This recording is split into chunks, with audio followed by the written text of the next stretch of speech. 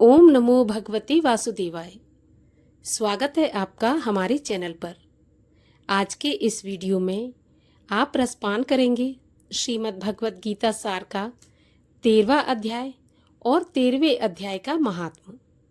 श्रीमद् भगवत गीता सार की इस अमृत धारा में हम बहते हुए 13वें अध्याय की तरफ आ गए हैं और 13 अध्याय तक हमने कर्मफल, योगफल सभी के बारे में भगवान श्री कृष्ण के द्वारा दिए गए प्रवचनों को सुना है और आज के 13वें अध्याय में सुनेंगे। आगे की कथाओं को सुनने के लिए और हमसे जुड़े रहने के लिए केवल हमारे चैनल को सब्सक्राइब करके बेल आइकन पर प्रेस कर लीजिए और आज की कथा अच्छी लगे तो लाइक करके शेयर भी कर दीजिए। साथ ही साथ कमेंट में अपने विचार भी अवश्य लिखिए।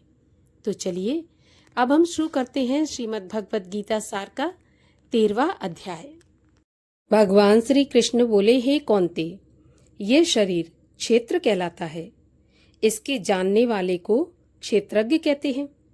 इस संपूर्ण क्षेत्र में क्षेत्रज्ञ मुझे ही जान और क्षेत्र और क्षेत्रज्ञ का जो ज्ञान है मेरे मत से वही ज्ञान है। यह क्षेत्र कैसे रूप का है, उनमें कौन कौन विकार होते हैं, उसकी उत्पत्ति किस प्रकार से हुई और क्षेत्र का क्या प्रभाव है इत्यादि इन बातों को मैं संक्षेप में बताता हूँ, सो सुनो। अनेक ऋषियों ने अनेक प्रकार के छंदों में इसको बताया है। वेदों ने भी अलग अलग वर्णन किया है और हित वाले ब्रह्म सूत्र में पदों में भी यह ज्ञान निश्चय किया गया है। पंच महाभूत, अहंकार, बुद्धि, अव्यक्त प्रकृति, 10 इंद्रियां, मन तथा 5 इंद्रियों के विषय तथा इच्छा, द्वेष, सुख दुख, संघात, चेतना, धृति तथा इनके समूह। संक्षेप में क्षेत्र और क्षेत्रज्ञ के यही विकार हैं।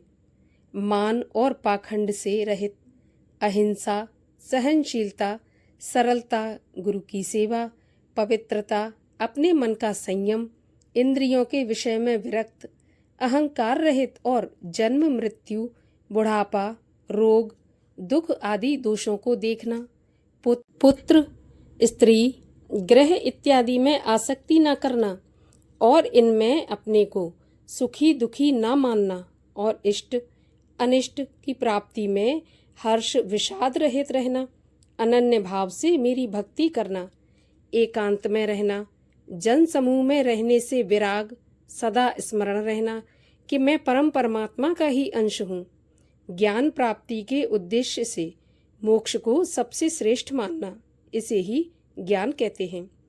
इससे जो भिन्न है वह अज्ञान है।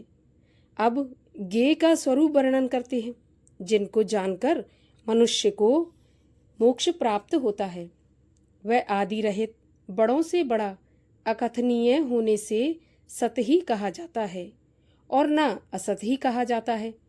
सब ओर उसके हाथ और चरण हैं, सब ओर नेत्र, सिर और मुख हैं, सब ओर कान हैं।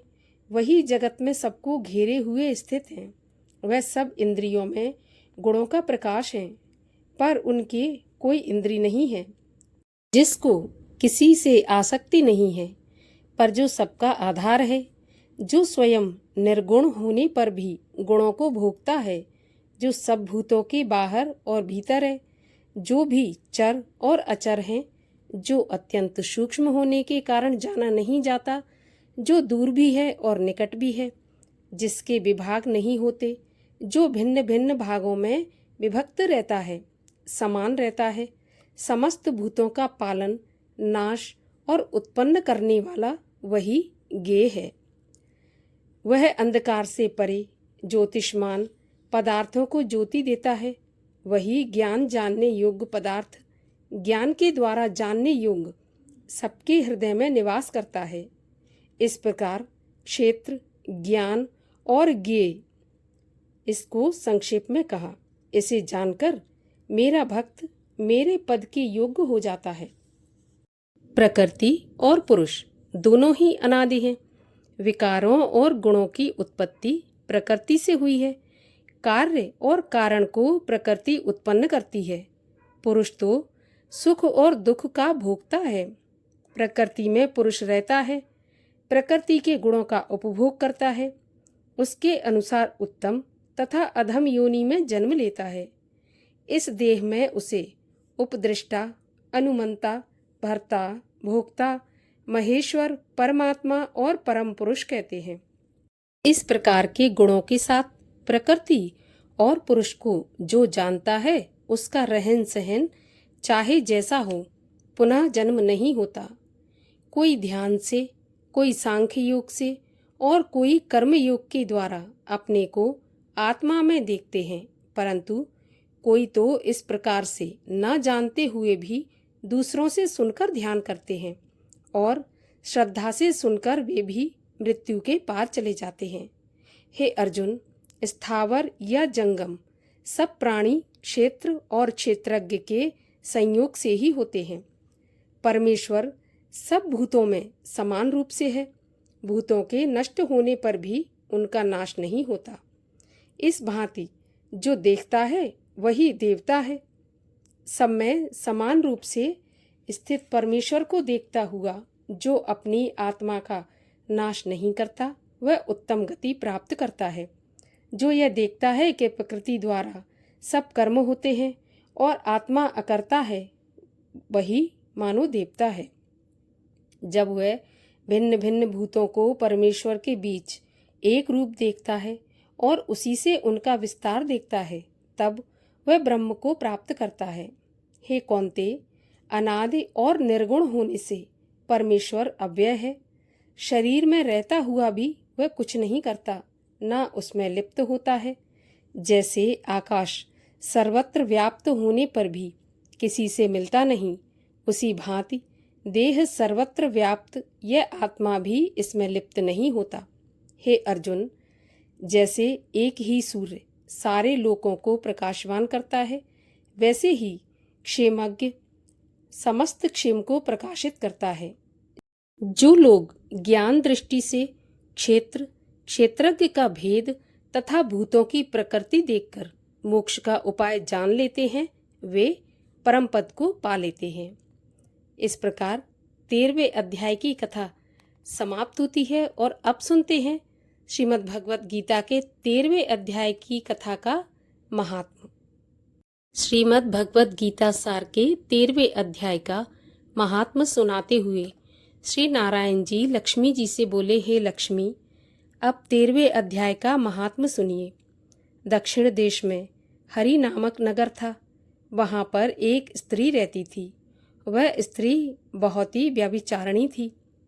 एक दिन एक पुरुष को उसने वचन दिया कि मैं तुमसे मिलने अमुक स्थान पर तेरे पास आऊंगी, तुम वहाँ पर मुझे मिल जाना। वह पुरुष किसी दूसरी दिशा में ही चला गया और जब वह स्त्री वहाँ पहुँची तो उसे ढूंढती ढूंढती हैरान हो गई, परंतु वह पुरुष उसे नहीं मिला और उसको ढूंढते ढूंढते सांझ हो गई। तब वह गणिका प्रीतम का नाम लेकर पुकारने लगी। उसकी पुकार सुनकर वह पुरुष दौड़कर आया और उससे मिल गया। दोनों प्रसन्न होकर बैठे कि इतने में एक शेर आया और उसने गणिका को खा लिया। तब देवदूत धर्मराज के पास उस गणिका को ले गए। धर्मराज ने हुक्म दिया कि इसको चांडालनी का जन्म दिया जाए। श्री नारायण कहते हैं, हे लक्ष्मी, उसने गणिका की देह त्याग कर चांडालनी की देह पाई। चांडालनी की देह में उसे कई दिन व्यतीत हो गए। तब एक दिन वह नर्मदा नदी के तट पर चली गई। वहां देखा कि एक साधु गीता जी के 13वें अध्याय का पाठ कर रहा है। उसे उसने सुन लिया। जब अध्याय पढ़ के भोग पाया तो तुरंत चांडालनी के प्राण छूट गए और देवदेही पाई। आकाश मार्ग से विमान आए जिस पर बैठकर वह वैकुंठ धाम चली गई। तब श्री नारायण जी ने कहा, हे लक्ष्मी, यह 13वें अध्याय का महात्म्य है। जो प्रीति के साथ पढ़ते हैं उनका फल कहा ही नहीं जा सकता, और अनजाने में भी कोई पढ़ ले तो परम धाम को प्राप्त होता है। इस प्रकार श्रीमद् भगवत गीता सार का 13वां अध्याय और 13वें अध्याय का महात्म्य आपने सुना। अगले अध्यायों को सुनने के लिए चैनल को सब्सक्राइब कर लीजिए। साथ ही कमेंट में अपने विचार भी अवश्य लिखिए।